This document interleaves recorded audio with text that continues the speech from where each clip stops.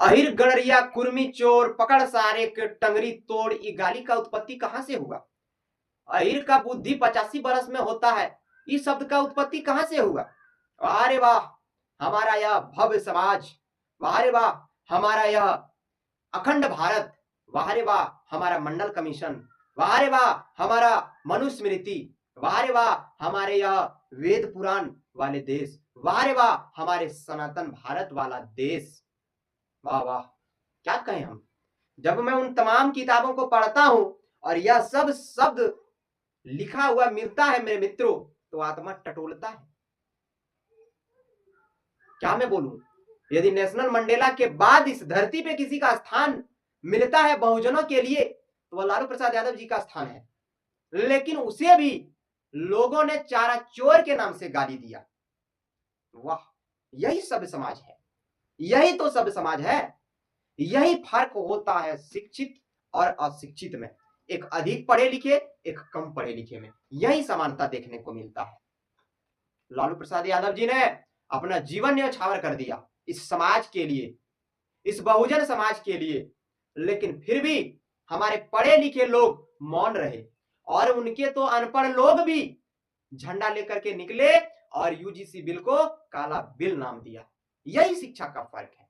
ब्राह्मण कल भी सर्वश्रेष्ठ थे, आने वाले समय में भी सर्वश्रेष्ठ रहेंगे, क्यों कि उसके पास शिक्षा की पावर है और हमारे बहुजन के पास उस मात्रा में शिक्षा नहीं मिल पाया है। शिक्षा हम लोगों को सबसे बाद में मिलना प्रारंभ हुआ।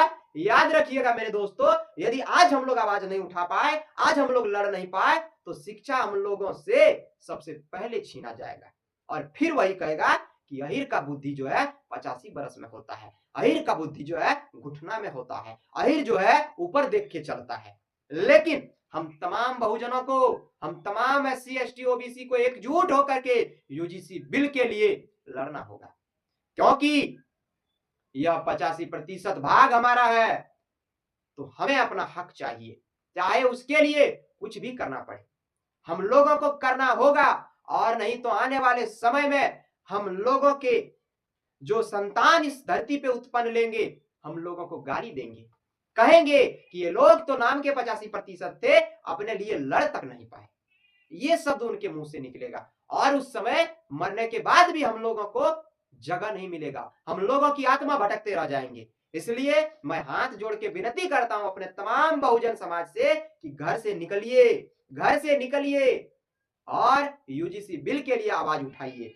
आज दिल्ली के जंतर मंतर की हालात को देखिए, पटना के रोड को देखिए, लेकिन वही आप देवघर, मोहनपुर और झारखंड की स्थिति को देखिए। देखिए, हमारे मोहनपुर में भी बहुजन समाज की एक बहुत बड़ी संख्या है, लेकिन फिर भी वो लोग सनातन धर्म के चौला ओढ़ करके बैठे हैं।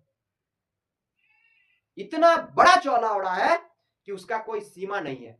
इन स्वर्ण समाज के लोगों ने बहुजनों के अंदर इतना दुर्गुण भरा है कि वो लोग कुछ बोल नहीं पा रहे हैं कि हम यदि उसके खिलाफ बोल देंगे तो शायद वो कुछ हमको कर देगा, टोटका कर देगा कि क्या कर देगा, उसका कोई लिमिट नहीं है। इस अंधविश्वास की दुनिया से बाहर निकलो मेरे बहुजन समाज के लोगों और अपने हक के लिए लड़ो, तब जाकर के हम लोगों का भी नाम स्वर्ण अक्षरों में लिखा जाएगा, तब जाकर के हम लोगों के जो यहाँ पे उत्पत्ति होंगे संतान, हम लोगों का भी नाम को सम्मान से लिया जाएगा, अन्यथा हम लोगों का जगह कहीं नहीं बच पाएगा। विचार आप लोगों के हाथों में है कि आपको करना क्या है। हम बहुत कम समय में बहुत कुछ कह दिए, समझने वाले समझ लेंगे, वरना दूसरा तो स्किप ही कर देंगे।